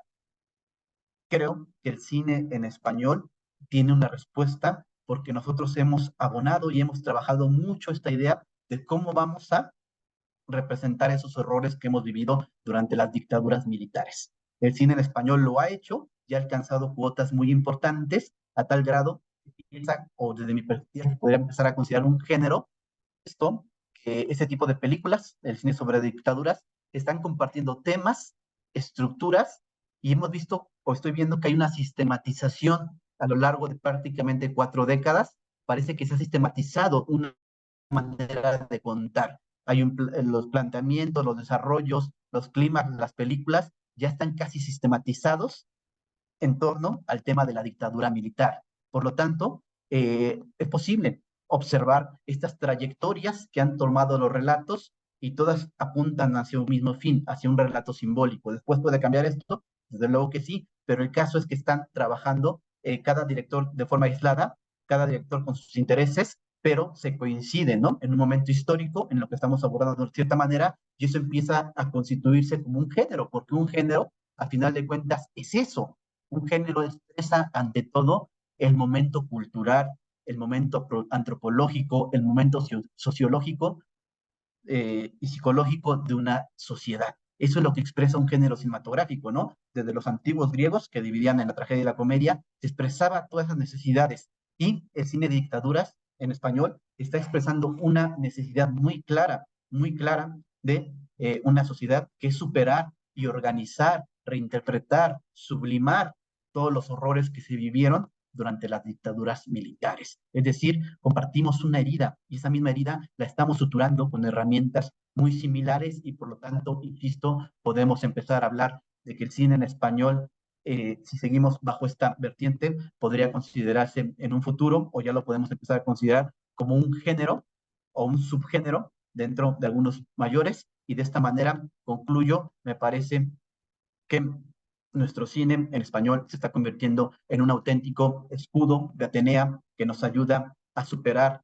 y a ver esos errores que de otra manera difícilmente podríamos hacerlo. Muchas gracias por escucharme y aquí estamos para preguntas y respuestas. Bueno, pues hemos concluido con las 3 ponencias. El otro participante tristemente no pudo acompañarnos. Entonces se va a abrir este momento para las preguntas y respuestas. Así que si tienen algún comentario, alguna pregunta, la pueden poner en el chat o bien les damos la palabra. Me parece que Andrea tiene levantada su mano. Te escuchamos, Andrea. Hola, buenas tardes. Bueno, me quedé acá con un sentimiento un poco ambiguo para rescatar la charla ahí de Ernesto Coronel, pero no por la ponencia de él y sí la ponencia tuya, Noé, porque me parece que sí es un logro de los cines en español, en los cines latinoamericanos, de tener en cuenta una manera muy especial de tratar las dictaduras. Sí puede ser un logro cinematográfico que pueda incluso alcanzar el estatus de un género, pero no sé si eso, que eso iría a contribuir a los estudios de cine de cualquier manera, porque el logro cinematográfico va justa, ¿no? Va al precio de torturas y todo lo demás, ¿no? Entonces, no sé, me quedé con un sentimiento muy ambiguo de tu ponencia, de pensar el cine de las dictaduras como algo que se deba cultivar. Yo creo que deberíamos eliminarlos, eliminando las dictaduras. Entonces, solo quería expresar mi sentimiento ambiguo y poner en discusión eso, ¿no? Ya que estamos en una mesa de cine político, ¿no? ¿De qué estamos hablando, no? Me quedé así, no voy a continuar hablando mucho más porque no puedo decir mucho más que eso, de un sentimiento ambiguo, de un deseo de que los cines de las dictaduras, por lo menos, que nosotros tuviéramos la oportunidad de dejar de hacerlos. Es eso. Sí, comprendo lo que dice Andrea, pues la verdad es que lo mejor sería que no tuviéramos ese tipo de películas, ¿no? Esa es la realidad, ¿no? Que no hubiéramos vivido ese tipo de fenómenos en la gran mayoría de los países hispanoamericanos, ¿no? Hemos sufrido esto, pero precisamente yo considero que el arte en general, la narración en particular, el cine, precisamente tiene esta capacidad, ¿no? Por eso lo decía, de reconstruir nuestras subjetividades, ¿no? Todo lo que perdemos durante estos fenómenos, que no tienen nada que ver con lo artístico, se dan, ¿no? Se dan y están ahí y tristemente están ahí, y de cierta manera, pues el arte nos ayuda a sublimar, ¿no? Este tipo de emociones, este tipo de sentimientos y sobre todo este tipo de fenómenos tan complicados que tenemos, ¿no? Es como, por ejemplo, pues lo que se hace, ¿no? Con todos los países tienen esto, ¿no? Esta idea de a mí me sorprende, por ejemplo, en Argentina apenas estaba levantándose la junta militar y unos meses adelante ya estaba la primera película abiertamente que abordaba el tema de la dictadura, ¿no? Esta idea de pues, revisar el pasado y saber qué hacer con él, ¿no? Y cómo cómo organizarlo y cómo construirlo. Yo coincido contigo, ¿no? Lo mejor sería que no estuviéramos en esta situación, pero lamentable y tristemente nos ha tocado. Digo, en México hemos tenido como esta llamada dicta blanda durante muchos años, ¿no? No hemos tenido tanta producción tal vez por eso, ¿no? Pero hemos vivido momentos también terribles, ¿no? Y esa es la idea, cómo el arte nos puede ayudar a suturar esas heridas. Entiendo la postura, muchas gracias, Andrea. Creo que tenía la mano levantada primero Bárbara y después Ignacio y posteriormente Sergio. Hola, a mí me parece muy interesante que pues se mencione, ¿no? Que en Sudamérica o en España haya más producciones de películas sobre la dictadura. Pero yo también quisiera poner pues como un punto extra es de qué tanto puede ser contestatario el cine en ciertos lugares y en otros lugares pues está más restringido, ¿no? Porque hablemos sobre los fondos, de dónde se obtienen los fondos para crear este film y qué tanto por ciertos medios, se podría decir, del Estado, pues se pueden circular, o bueno, sí, me di como pueden circular los films contestatarios. O sea, si pensamos, no sé, por ejemplo, en las películas de Cantinflas, que eran más acorde a los criterios o a las visiones del poder político, pues tenían muchísima más circulación en las salas de cine y son más conocidas a películas que pueden tocar temas que no son más bien que son contestatarias o críticas al propio Estado, ¿no? Que son más bien como hasta cierta manera censuradas, que tienen menos acceso a los espacios, pues sí, espacios de exhibición, ¿no? Entonces, a lo mejor yo creo que podríamos pensar o podríamos asumir que en México no hay tantas producciones de la dictadura porque no se ha permitido o no se ha dado la oportunidad de poder, pues, justo, poder producirlas y poder exhibirlas, más bien. No sé si la pregunta es específicamente para mí o Ernesto o Armando No, pueden o contestar. sea, es como para todos, o sea, es como una reflexión de que, bueno, pues no sé si ustedes han considerado eso, ¿no? De la circulación, o sea, que realmente, de la circulación y el dinero para poder producirlas, ¿no? Que a lo mejor esto también puede afectar que en ciertos espacios, tengan, pues, más bien en ciertos países tengan más posibilidades de producir o de generar pues, esta reflexión sobre los procesos políticos. De acuerdo, muchas gracias. No sé si Ernesto o Armando quieran contestar. Porque... Sí. Ok, voy. Bueno, el cine como un medio de comunicación también ha permitido el surgimiento de, por ejemplo, diferentes teorías o matrices teóricas sociales. Y en este caso, el cine, en diferentes momentos de la historia, ¿no? Hay que recordar que a mediados de siglo, o más bien, incluso a mediados de siglo, en los años 40, ¿no? Con Charles Chaplin, ¿no? Con Tiempos Modernos, ¿no? La película de Tiempos Modernos va a provocar, por ejemplo, que surja una teoría que es la matriz teórica estructural funcionalista, ¿no? Y que hablaba de esta matriz teórica, que de ahí surgen otras teorías que hablan sobre el papel que tienen las instituciones y los medios de comunicación en el mantenimiento de la cohesión social, ¿no? Y esto tiene mucho que ver con lo que estaban comentando que me antecedió en la voz, porque efectivamente los medios de comunicación, el poder, el Estado, la iglesia, la familia, todo lo que se consideran como instituciones, mucho tuvieron que ver en el mantenimiento de la cohesión social, ¿no? Y esto obviamente se reflejó en la forma en que se han producido las películas en cada momento histórico y la forma en que se han distribuido, ¿no? Incluso ya en los tiempos recientes, en la etapa, digamos, neoliberal, que se conoce como neoliberal, y en donde mucho importan y mucho influyen las firmas de los tratados de libre comercio en estos temas de la distribución. Hay cláusulas en el caso de nosotros, en América Latina, en el caso del Tratado de Libre Comercio de Estados Unidos, México, Canadá, en donde está ahí establecido por lo menos el porcentaje de películas que, por lo menos mexicanas, que se tienen que exhibir en los cines, ¿no?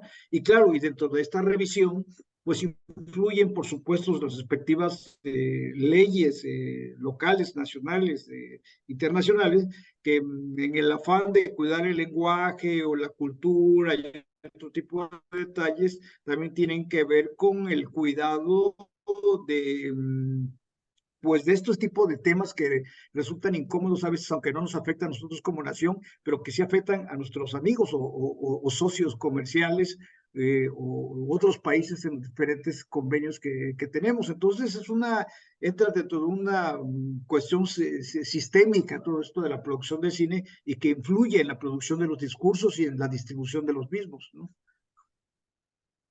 Muchas gracias, Armando. No sé si Ernesto quiera comentar algo al respecto o pasamos a la siguiente pregunta. No, pues brevemente, ¿no? O sea, la cuestión sobre la reflexión, sí es cierto ¿no? O sea, yo creo que como yo lo presentaba hace un momento, el cine tiene esa capacidad o se podría colocar dentro de los dos extremos, ¿no? Que son tipos ideales, o totalmente constantatario, crítica y que cuestiona, o totalmente pura ideología, fortalecimiento del poder, ¿no? Pero entonces son ambivalencias. Idealmente no hay ninguna película que cumpla con, creo yo que no hay, una película no podrá cumplir con ello, ¿no? Por supuesto, todo cine es financiado, todo cine tiene una intencionalidad, hasta ser crítico, hasta ser contestatario es una percepción sobre el mundo, una idea sobre el mundo, ¿no?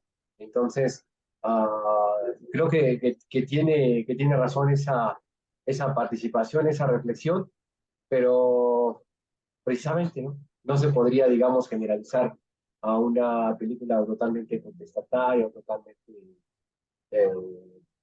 pues, legitimadora, ¿no? Creo yo. Sería eso.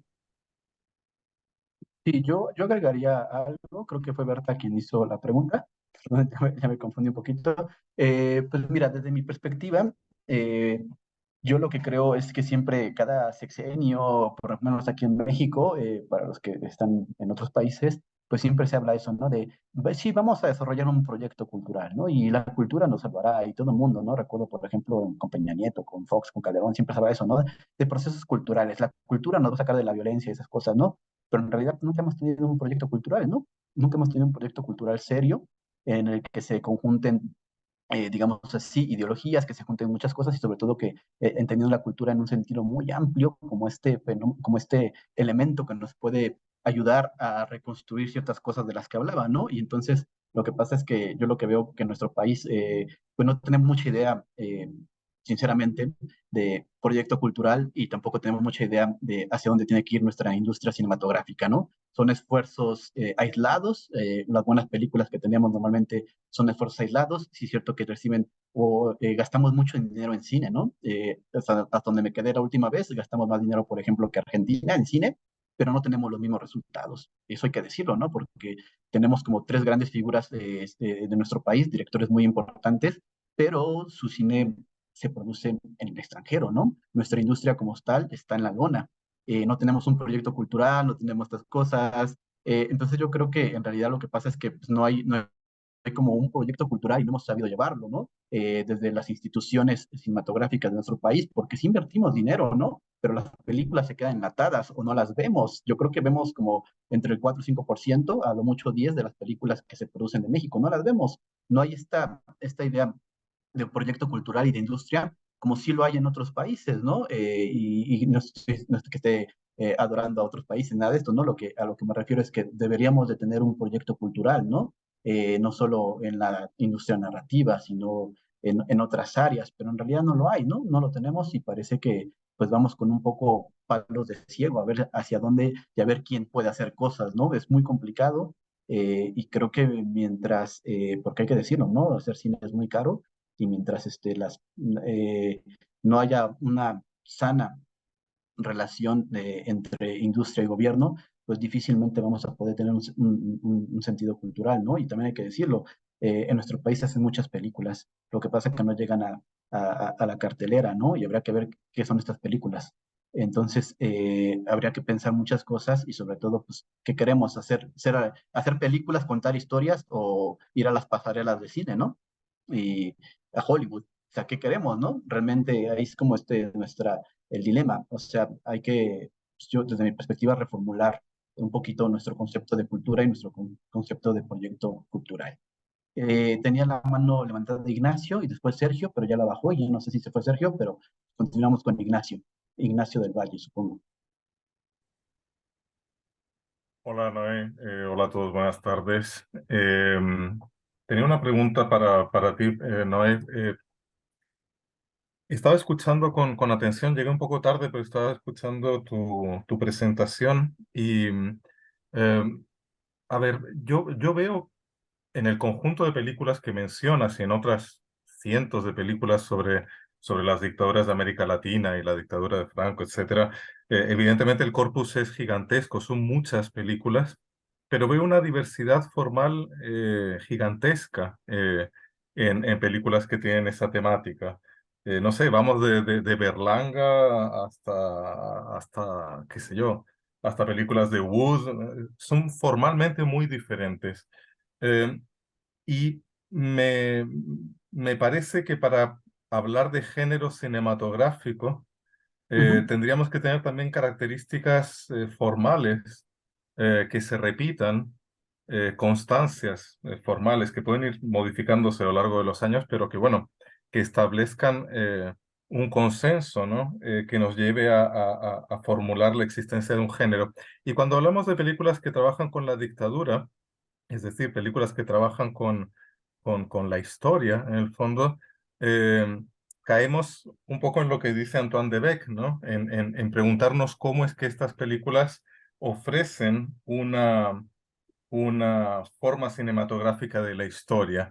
Entonces, te quería preguntar cuáles son las formas, las estéticas en común que ves en ese amplio número de películas, cuáles son las formas de representar la historia o las formas cinematográficas de la historia que ves en ese amplísimo número de películas que llevarían a postular la existencia de un género cinematográfico específico sobre las dictaduras. O sea, ¿qué tiene en común formalmente la escopeta nacional con Machuca, pasando por el laberinto del fauno? ¿Cuál es el elemento formal que lleva a determinar que eso es un género? Muchas gracias. Sí, muchas gracias. Es muy sumamente interesante tu pregunta, Ignacio, y que precisamente ese es el trabajo de cuando analizamos cine, ¿no? Encontrar este tipo de detalles que tú dices, porque parece que a veces hacemos más historia que analizar el cine, ¿no? La historia es importante, pero en este momento también tenemos que pensar la representación cinematográfica para hablar, o lo que yo hago, al menos es como primero intentar analizar la película, ver qué está ahí, teorizar sobre ella y posteriormente hablar del fenómeno en el que fue empleada esta película. Yo aquí haría una separación, Ignacio, sobre todo porque es muy diferente el cine que se hizo durante la dictadura, es muy diferente, porque en España sí había una censura muy férrea, aunque pues algunos directores, por ejemplo, como dice Berlanga o Carlos Saura, lograban burlarla a través del sentido metafórico de los relatos, ¿no? Yo haría no he estudiado ni no analizo tanto el cine que se hizo durante las dictaduras, sino posterior a las dictaduras. Y ahí sí que encuentro diferentes elementos, tanto estructurales como formales. En cuanto a estructurales, lo que yo he encontrado casi siempre es que el fenómeno o la temática de la dictadura militar en sus diferentes vertientes normalmente funciona en teoría de guión, lo que llamamos el detonante de la historia. Casi siempre es el detonante de la historia, y además la historia casi siempre se formula como el segundo punto de giro. El momento histórico afecta a toda la estructura narrativa e impacta directamente en el segundo punto de giro. Cuando parece que está cerrado todo, la historia gira a partir de los fenómenos históricos. Entonces, sí he encontrado como relaciones entre estructura e historia para hablar de un género y también en términos visuales. En términos visuales es súper interesante la manera en que lo hemos representado, ¿no? Por ejemplo, yo hablaba de dos puestas en escena, ¿no? El relato posclásico y el relato clásico, el relato siniestro y el relato simbólico. A mí me llama mucho la atención, por ejemplo, lo decía, ¿no? Que durante varias décadas, probablemente pues, por el dolor que se sufría en América Latina, específicamente en Argentina, en Chile también nos pasó, y algunas películas uruguayas, cuyo nombre ahorita no recuerdo, pero es una película muy interesante, el punto de vista de la cámara, ¿no? El punto de la vista de la cámara era muy interesante porque en muchas ocasiones era subjetivo, sin embargo, no nos mostraba esos horrores, ¿no? ¿Y qué ha pasado con el relato simbólico? Hay muchos puntos de vista subjetivos en la narración, no obstante, nos muestran el terror, pero siempre viene ya sean movimientos de cámara, sean transiciones, cosas que lo vuelven más poético, entre sentido no poético de bonito, sino más bien metafórico. Entonces, sí hay como la puesta en escena, es muy común en todos esos discursos cinematográficos a partir del punto de vista, y sobre todo yo diría del punto de vista subjetivo, que es muy importante en las dos etapas, tanto en el cine siniestro, como el que yo le llamo así, o en el cine simbólico, el punto de vista, sobre todo el punto de vista subjetivo. Después hay un montón de elementos que tienen que ver con el desarrollo de la trama, que tiene que ver con composición de la cámara, que tiene que ver con decorado, con atrezo, con muchos elementos aunque es cierto, como lo dices, hay una gran variedad, es amplísimo porque es un cine enorme, ¿no? Yo he contabilizado como entre 600 a 800 películas y evidentemente pues todavía no puedo decir así, mira, pasa esto, esto y esto y esto, pero sí he encontrado algunas tendencias, sobre todo a nivel estructural y sobre todo en los últimos años hay una tendencia que me ha interesado mucho en el uso del plano secuencia como una especie de punto medio para levantar las acciones, pero siempre pasa esto, ¿no? El plano secuencia en ese tipo de películas que intentan a través de esta continuidad narrativa no cortar, al menos, o sea, que sea la impresión en la pantalla, porque los planos secuencia están trucados, el plano secuencia como punto medio, por ejemplo, recuerdo en estos momentos el plano secuencia del Clan, que ocurre casi en el mismo minuto que el plano secuencia que en El secreto de sus ojos, en las películas argentinas, en el estadio, y que precisamente conectan estos dos mundos, ¿no? El mundo de la recreación y lo siniestro. He encontrado muchos planos secuencias que parece que son también una cuestión formal que se pone justo en el centro del relato. Por ejemplo, algunos clímax también, ¿no? Cómo se construyen desde un sentido metafórico y visual. Hay algunas tendencias y entonces yo por eso me atrevo, porque como les decía, ¿no? Un género, a final de cuentas, tiene que ver con un tema, con una estructura, pero también con cierta estética, ¿no? Con cierta estética. Nosotros cuando vemos una película de terror, la reconocemos y la sabemos diferenciar inmediatamente de una película cómica. Yo, desde mi perspectiva, por la luz, por la iluminación, por el uso de líneas, por el uso de formas, por el uso de ciertos tonos, ciertos colores, empiezo a ver que sí hay una cierta sistematización cuando se empieza a contar ese tipo de relatos. Yo por eso me aventuro a decir que podemos empezar a pensar que este puede ser un género o un subgénero, al menos cinematográfico. No sé si he contestado tu pregunta, Ignacio, espero que sí.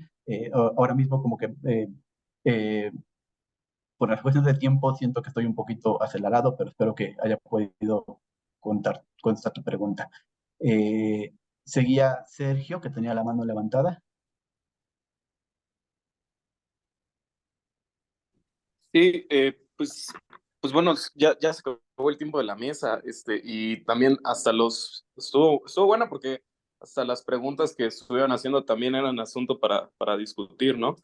Em, Algo que me parecía como importante es lograr distinguir, creo que en el caso del cine, de lo que se llama cine político, que es algo que de maneras muy distintas plantearon ustedes, es la dificultad de poner una frontera entre un cine político que describa X situación y uno que prescriba sobre X situación.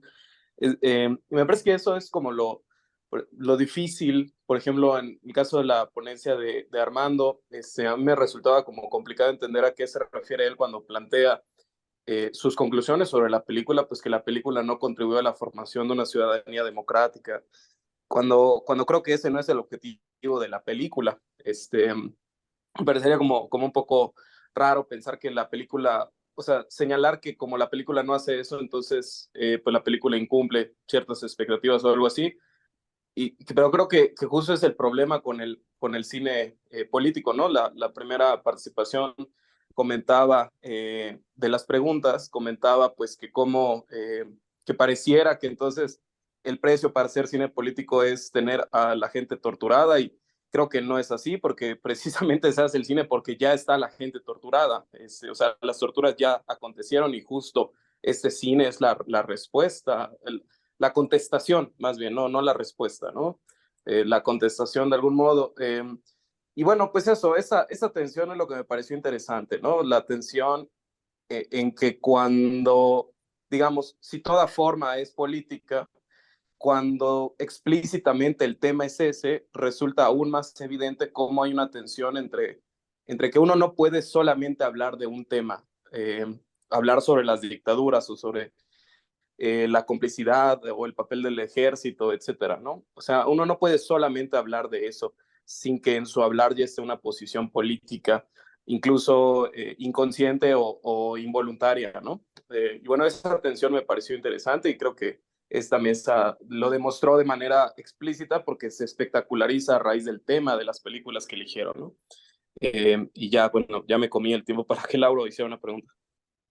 Muchas gracias, Sergio. Pues sí, se nos acaba el tiempo, pero ya habrá posibilidad de discutir esto en otros congresos o en otros momentos. Pero para cerrar, pues, le damos la palabra a Lauro, que tiene levantada la mano de hace un rato. ¿Qué tal, Lauro? Buenas tardes.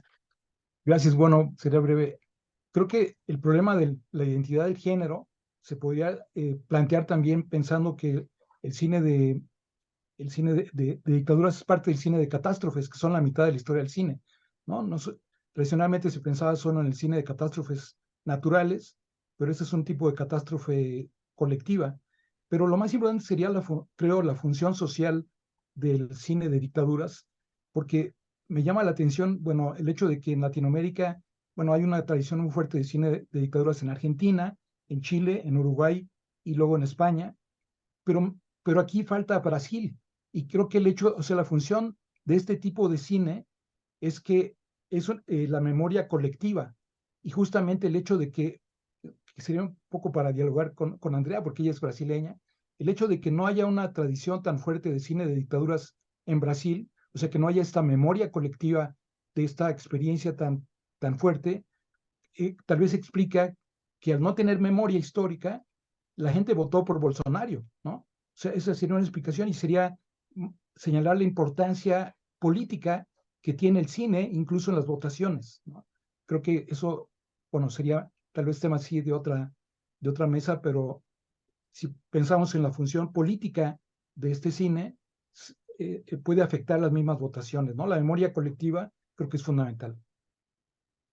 Ok, pues muchas gracias, Lauro.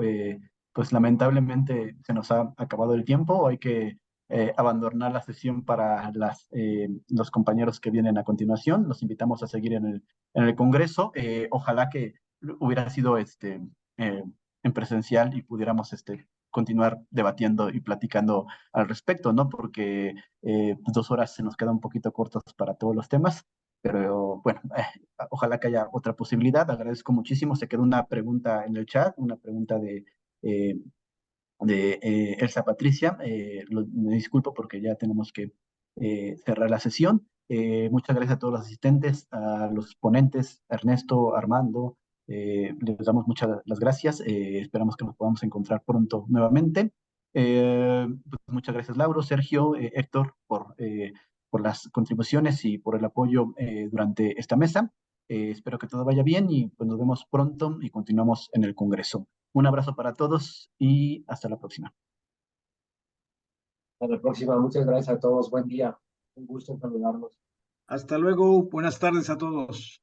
Buenas tardes. Chao.